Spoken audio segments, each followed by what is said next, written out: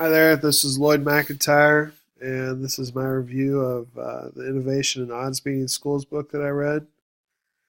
Um, so, what do the authors identify as the key mechanisms or levers for change? And I'm going to use the chapter titles to kind of help delineate how they identified the important pieces necessary to enact change. The first was a climate of trust, and that was discussed in chapter two. Um, Trust really meant uh, as a foundation for everything else, but between the individuals working uh, and the stakeholders. Reciprocal communication uh, talked about how individuals were engaging each other regularly and routinely in their discussions. Um, Chapter 4, alignment and coherence, which we've talked a lot about in this class already. But just making sure that everyone was moving in the right direction. Readiness for innovation, um, instructional adaptation. So, how we use data to come back and refine our practice. And then, last, developing the whole child.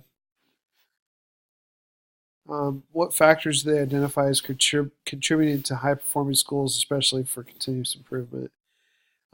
These are some of the themes that I pulled out. High performing schools are targeted with how they, this was a big one for me, use common language uh, as they as these schools work to get in front of Common Core implementation. The odds beating schools, common language was routinely identified as something that was important in their success. Use of two-way communication through multiple channels, engaging individuals in a scaffolding, if you will, throughout the district, and making sure that initiatives were scaled up and the individuals were aware of the direction they were going. Aligning the professional development with need. So, in terms of professional development, where where is it needed, and how does it support what it is that they're working towards? Um, this one was the biggest for me, just because it was, and I have a couple quotes that support that. Establishing and maintaining reciprocal trust. Um, there's a quote on my next slide from a principal, Sterling Springs ES, and it just really resonated with me in terms of, we continue to talk about all the different things that we're going to do, or all the different things that could be done, and really without trust, all of it's for naught. I also thought engaging in shared decision making was something that was important, just because it allows teachers to have a voice in the process of determining, how to move forward in sometimes chaotic environments. And then they continue to use data to inform and adjust practice. The evidence that they base these claims on, the book kind of went through numerous case studies, Common Core implementation, and just looked at how schools either exceeded expectations or kind of like languished in their meeting those Common Core expectations. Um, the case studies really illustrated the differences, but they really illuminated more fidelity implementation in terms of like the coherent structure, the framework for communicating with one another, versus kind of, the book referred to this as episodic um, implementation, where it was kind of disjointed and not coherent. Um, like I said before, one of the aha moments for me was this idea of, and I'm a firm believer in trust, that the use of trust as a foundation for all that we do, meaning that, everything else that we do really hinges on our ability to cultivate and facilitate trust. This quote, again, was from a Sterling Springs ES principal. I can't lead anything unless there's a high level of trust between the staff and me, because if that's not there, really kind of nothing else matters. It's very true. Uh, some main takeaways. So I have several. As I've stated already, this reciprocal trust. Um, Communication must happen through multiple channels, and common language must be normal.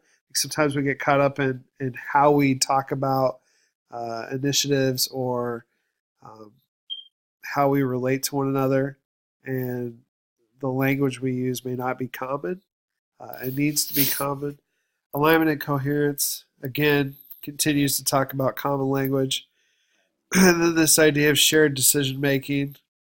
And then also this idea of guaranteed viable curriculum was something that was in this book, but it was also something I picked up on in a PLC Institute meeting in Chicago, where Mike Matos talked about how we communicate with our stakeholders and sharing with them our guaranteed verifiable curriculum and establishing what that is. And it was kind of like an aha moment for us because, as a staff, because um, we never thought of it in terms of, what are we going to guarantee our kids are going to learn when they're in our classroom. And it really kind of reshapes that discussion when you're interacting with stakeholders or parents more specifically about, what is it that your kid's going to learn in my classroom. And then allowing multiple data sources to kind of inform our practice and then be proactive in how we implement or address impending changes or things that are coming down the pipe. That was a theme in those odds beating schools too, being in front of that and staking a lot of that work on what had been done before. That was very important. And then, obviously educating the whole child was something that, I personally found important just because that's a theme that I also kind of carry around with me. I think the instructional components of what we do are very important, but kind of like the trust, if we're not empowering a student to be a good person, then what is it for? And the last point I was going to address is how we may allocate resources differently. So, like this module was dedicated to resource allocation, and it's the financial aspects of what we do within the district matter, and even more so with scarce funding. So, one of the areas, after reading this book that I felt this way before I read this book, but it kind of reinforced that. Continue to build capacity on improving the framework for collaborative efforts to take place. So, making collaboration a part of this is how we do business. This is just business as normal. And really kind of prioritizing that in terms of improving student outcomes, student education outcomes. And then using multiple data sources to help us identify ways to improve learning. So, what is verifiable? What is something that we can go back to and say, yes, this is proven, and we can scale up that initiative?